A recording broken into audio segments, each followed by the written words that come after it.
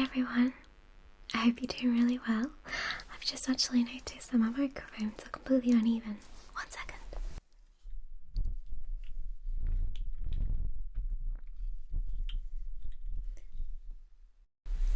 That's better. Okay, so I decided to make this video because I've recently especially, but over the past few years, had lots of people messaging and commenting and asking for some ASMR advice. I did make a video about this, I think it was just over a year ago now maybe, but I thought I would do an updated one and one a little bit more planned out.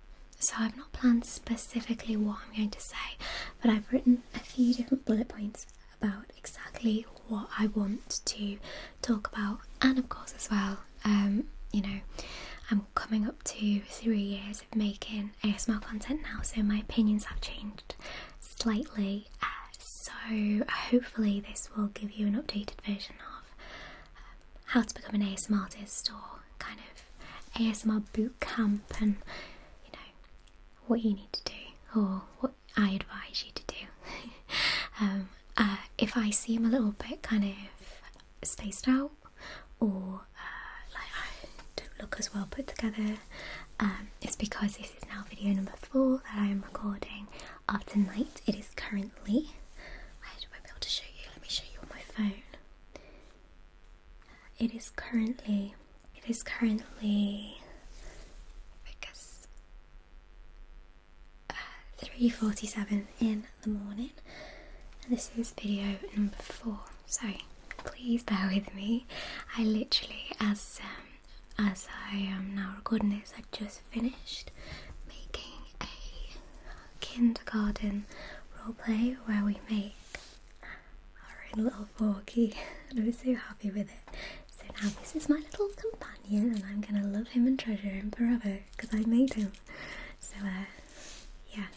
Anyway, back on topic. So the first thing I'd like to quickly say as an intro is it's important to remember that we're all still learning. All of us as content creators and as ASMRtists are still learning while we're creating.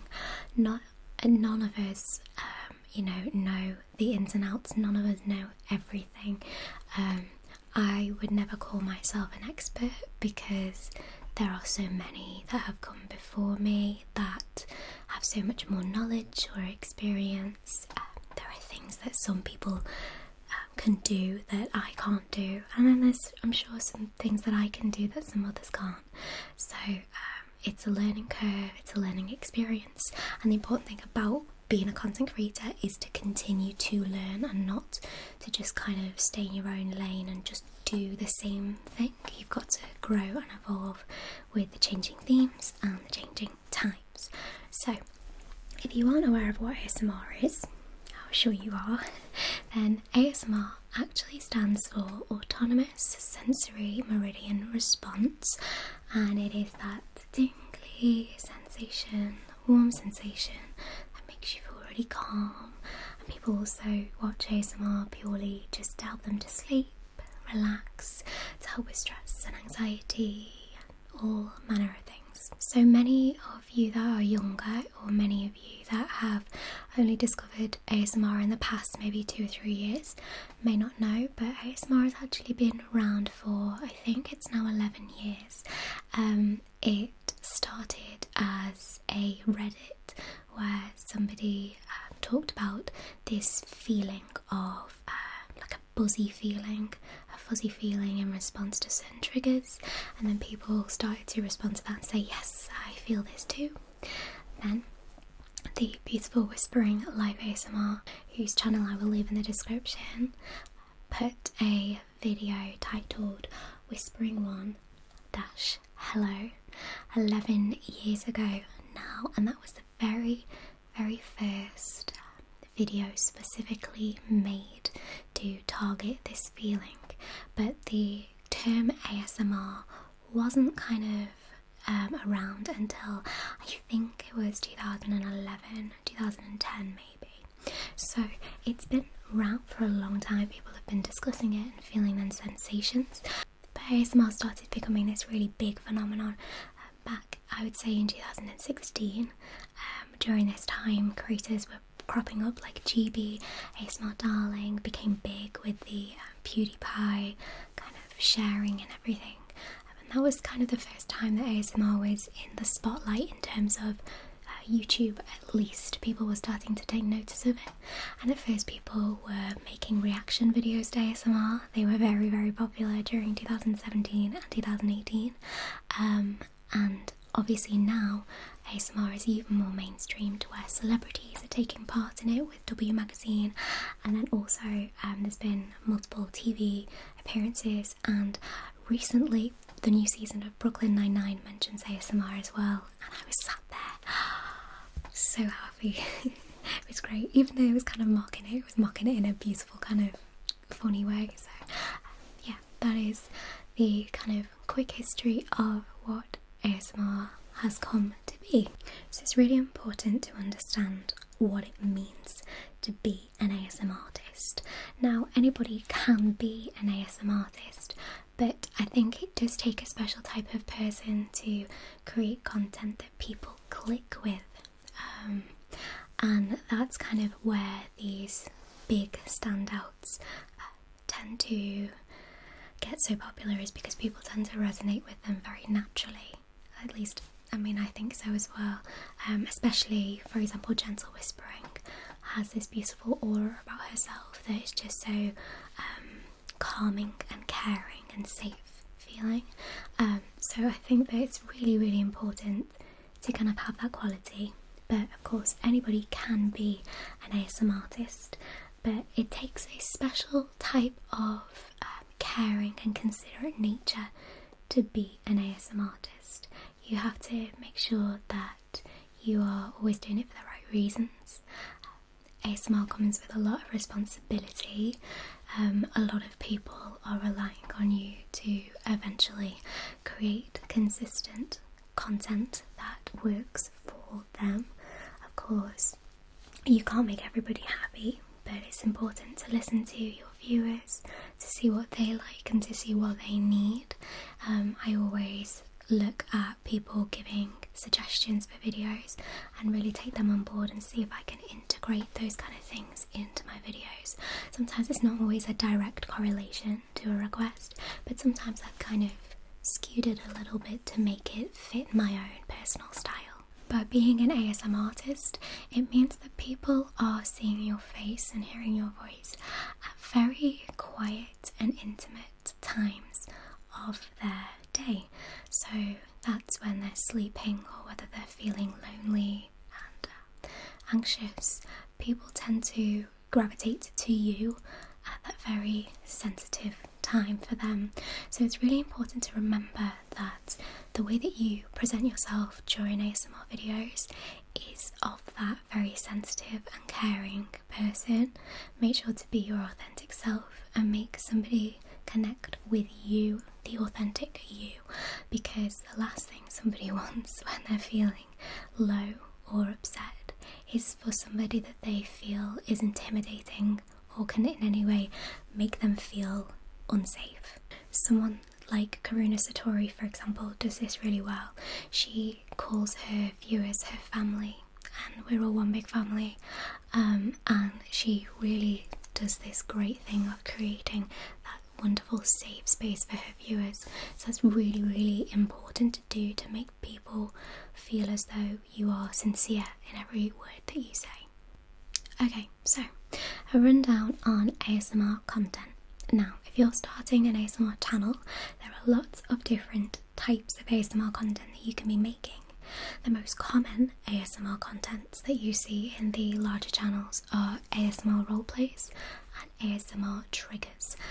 New and recently we've seen a lot of ASMR mukbang videos, which have tended to gravitate over from the Asian community of mukbang, which actually means let's eat. So that is kind of a new, really high profile genre of ASMR. We also have ASMR on Instagram that's made this idea of oddly satisfying very popular, which has a lot to do with visual ASMR. So this is sand cutting or slime squishing, etc. Along with this, we have content creators who specialise in no talking videos. So for example, ASMR Magic does a lot of these videos where she focuses completely on triggers and tends to not speak throughout the content. Then on the flip side is audio only ASMR channels. Now you can get audio only ASMR channels that make triggers, but mostly these channels tend to be mostly about storytelling, and these ASMR creators in particular are very, very good at emoting and descriptive language that can really help you to feel calm and create an imagination scenario for you as you're falling asleep. Then finally we have what's called unintentional ASMR content. Now unintentional ASMR content tends to usually be created from content that was not intended to be ASMR content and then rebranded and renamed as ASMR. Of course, as is in the name, unintentional. Now people do sometimes label their ASMR content as unintentional ASMR, and usually this will mean that they are taking part in a specific task or creating a video, and then they've realised that there is a lot of ASMR quality within that video, so they've labelled it as ASMR. Or alternatively, the ASMRtist who usually creates ASMR has done something without the knowledge of trying to specifically create sounds, and it just so happens that these scenarios they're making within the videos are unintentionally very relaxing. So I hope those kind of make sense. I will leave in the description a couple of different examples of each type of content that I have spoken about. So now on to triggers. Now triggers can be many things. Usually they are audio triggers, but you can have visual triggers as well. So some examples of audio triggers are soft spoken voice, like what I'm doing right now, or whispering, which is this kind of toned down, hushed voice. You can also have sound triggers, so things like tapping, crunching, crinkling, tearing, cutting sounds, brushing sounds, hand sounds, typing sounds, any kind of sounds that may be audio pleasurable, if that makes sense. So for example, I could tap on this box or crinkle this packet or turn these pages. Okay. Then we have visual triggers. So visual triggers can be simple face touching, or maybe brushing with a brush, or they might be the simple hand movements with no contact that they may find relaxing. Or I could be doing a task. So for example, the visual of me twisting this plasticine could be quite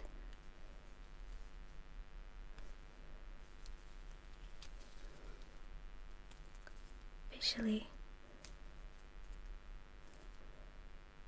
relaxing.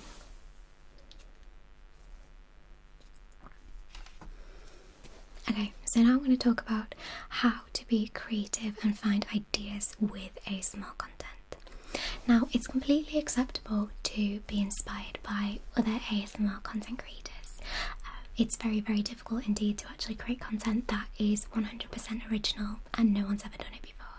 It's always going to be similar in some ways to something somebody else has done. But the important thing is, if A, you have intentionally watched the video that somebody else has created and then gone and created your own version for yourself, then it is really, really important to give that content creator a shout out, simply for fairness and etiquette and just politeness to that content creator and to the viewers who may have seen that content before, or indeed have not seen it and then they may want to go and see it. It is, I believe, however, completely acceptable if you see a person has created, say, a cranial nerve exam, and then you think, I want to create my own cranial nerve exam. Then it's completely fine not to credit the other artist, as long as you don't actually then go and watch the video, purely because it's very difficult not to be influenced by a video that you've already seen if you're then going to try and recreate it yourself. So by all means, create your own video, edit it and upload it, and then go and watch that video if you wish to do so. But it's really not a good idea to intentionally go and watch something to then recreate it for yourself and not give credit. Other ways you can find ideas are in daily life.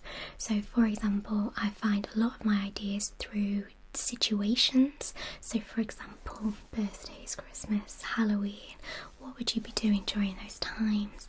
What specifically is interesting that you could be crafting or you could be talking about? Maybe you go and get your hair done for Christmas or your makeup done, or maybe you eat sweets with your partner for Halloween, or you carve a pumpkin, or maybe you do some Easter crafts. Anything like this, it's really good to think of all these different ideas that maybe you could do with somebody else, and then you can create a role play out of that. I'm also really heavily influenced through TV and film that I see. So if there is a film that I really, really enjoy and I think I could do that character, then I'll create a loosely based role play, either based on that character or create my own character that's loosely based on the character that I have seen.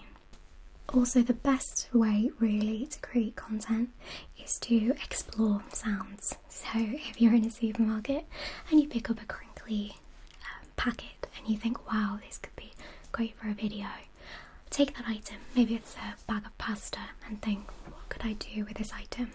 I could make a trigger video with it and maybe scatter the pasta around and move it about, crinkle the packet, etc.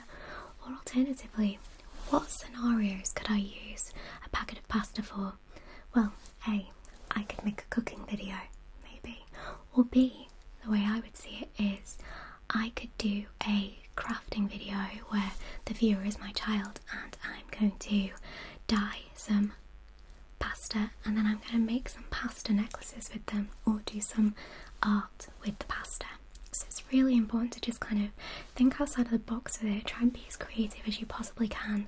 Again, it's really okay to take influence from other creators. I mean, we will find it very, very difficult not to, because so many people are creating such good things that we want to take our own spin on things. But again, it's really important to also find a lot of influence in daily life where you can.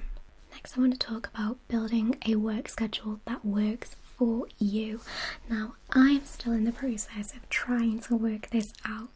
You'll probably know over the past 3 years I found it very, very difficult to find when and what time I want to record, how many videos I can do and when I'm going to edit them, and trying to juggle normal life. I was doing a university degree for the first 2 years of recording at the same time. And it was very difficult. So it's really important to allocate for yourself exactly how many videos you want to be putting out a week, whether it's 2, 3, maybe even 4 videos a week, maybe just 1, and then deciding what type of video that's going to be. Maybe you always do role plays, so you need to make sure that you allocate a good chunk of time, an hour and a half, 2 hours per week to create maybe one video, and then another 1.5 to 2 hours and another day within the week to create the other video, and then kind of dice and edit where you can. Or maybe you decide that one video, a week is going to be a role play, then the other one is going to be a more simple trigger video.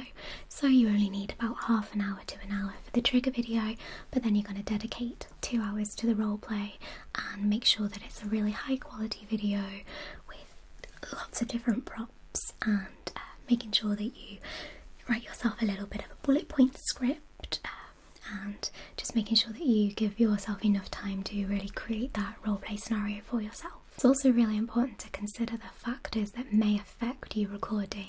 So are you able to record during the day, or does something stop you from doing it? Do you have really noisy neighbours that will only be quiet at night? Or maybe they come alive at night and you simply cannot record because your dog always barks in the garden at night. You know, whatever situation it may be. For example, I can't record past 5 o'clock in the morning because the birds tweet so loudly. We live next to the woods, so it's just not going to be an option for me. Whatever time that you find might work for you, really build that into your weekly schedule with your work or any other tasks that you have to do, and just try and allocate that time and, you know, set a regime for yourself that you know you're going to record on this day and this is what you're going to record. So it's really important to kind of create a structure for yourself, because I found that if you don't create a structure for yourself, you end up getting really lost and then creating last minute content, and then it's not as high quality as you'd really like it to be. Okay, so finally I'm going to finish this video on some common do's and don'ts. Now, my most important common don't for content creation is you are not a daily vlogger. Please don't upload videos every single day. The reason I say this is 2 separate reasons. Number 1, you're not actually giving your video enough time for breathing space. That video has gone up and you need to allow it 48 hours of standalone time to be able to pick up views and be recommended by YouTube. Also, you're going to give yourself too many videos for your audience. Your audience is going to have 7 videos a week to watch by you. Now, you will get the dedicated subscribers that will watch every single video, but sometimes even the most dedicated simply can't stick to that kind of scheduling, so they're going to pick and choose their favourite videos to watch from you rather than watching all 7. So really, you're putting so much content out and it's not really being seen. And the second reason why you shouldn't upload every single day if you're not a vlogger is because you will experience burnout. If you think about it, if you upload every single day, every single year, you're making 365 videos a year. That's actually enough for 3 years for me. In fact, it's even a little bit more than 3 years for me. And that's a lot of videos, that's a lot of really creative ideas that you're jam-packing into one tiny bit of space. So instead, let yourself breathe and let yourself really take the time with the video to dedicate, you know, your creative space to that content. If it's a role play, doing it in a day usually means that you're not going to be as creative as you want to be. As actors, we take a good 6 to 8 weeks just to develop a character, and of course with ASMR content I won't do that. I will give myself maybe an hour to kind of have a think about how I'm going to portray this character. But if I was going to do it in a day, I wouldn't even have the time to do characters, because you wouldn't be able to dedicate the time to actually create the character itself. So the quality is actually going to be negatively affected.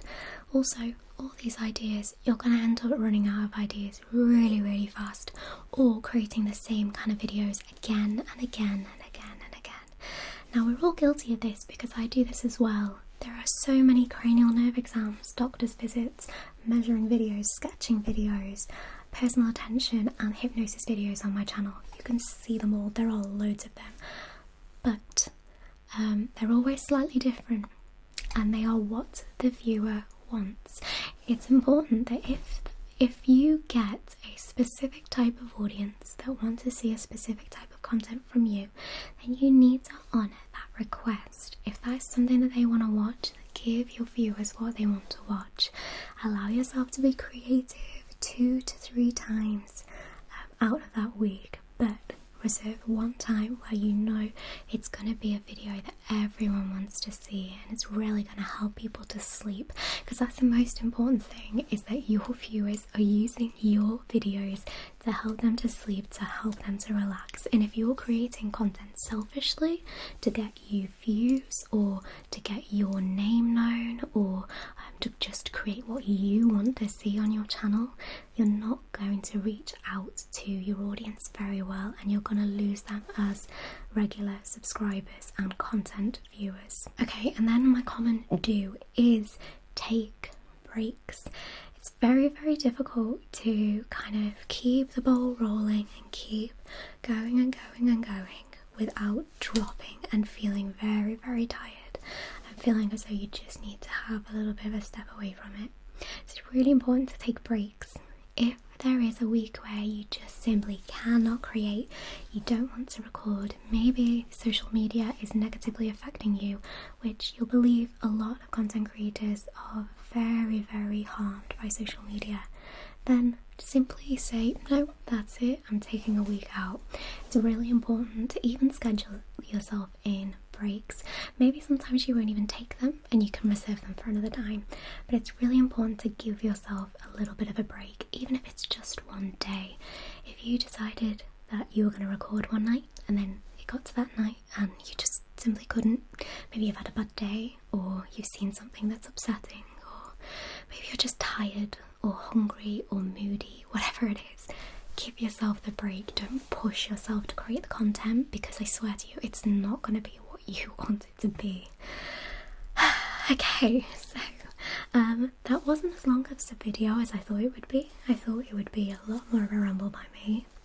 I hope you found it insightful. I hope that you've enjoyed it. If you're not a content creator or not intending to be one, I hope you still found it really interesting. Me kind of talking about content creation and stuff. Yeah, so anybody that is, creating content or trying to, best of luck. Remember to stay true to yourself, create what you want to create, but also recognise when your audience is wanting something, and then kind of adapt as and when you can. And the most important thing is to remember why you're doing it. Remember how many people that you may be helping by creating this content, and always stay true and loyal to them. Okay, so thank you so much for watching. I hope you enjoyed it. I love and appreciate all of you. Again, I'm so lucky to be able to do this job, and I can do it because of you and because you watch my content. I hope that you're all staying safe during quarantine and that you're all well, and I hope to see you very, very soon. Good night. God bless. Sweet dreams.